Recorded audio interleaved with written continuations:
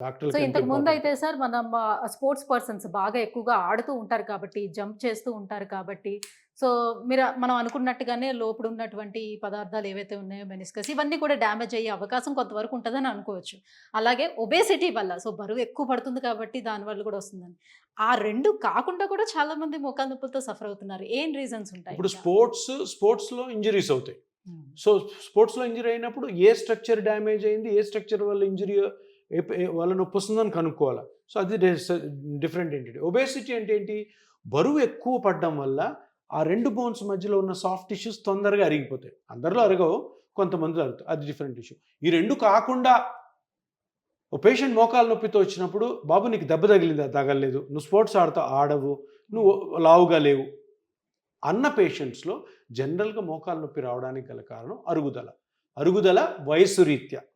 Okay. So, వయస్సు పెరిగే కొద్దీ 50 ఏళ్ళు దాటిన తర్వాత ఈ గుజ్జు అరిగిపోతది. ఈ మజిల్స్ కూడా వీక్ అవుతాయి. లిగమెంట్స్ కూడా వీక్ అవుతాయి. వాటి నుంచి నొప్పి రావచ్చనమాట. Okay. So, first sports injuries, next obesity, next traffic యాక్సిడెంట్స్‌లో ఇంజురీస్, తర్వాత అరుగుదల.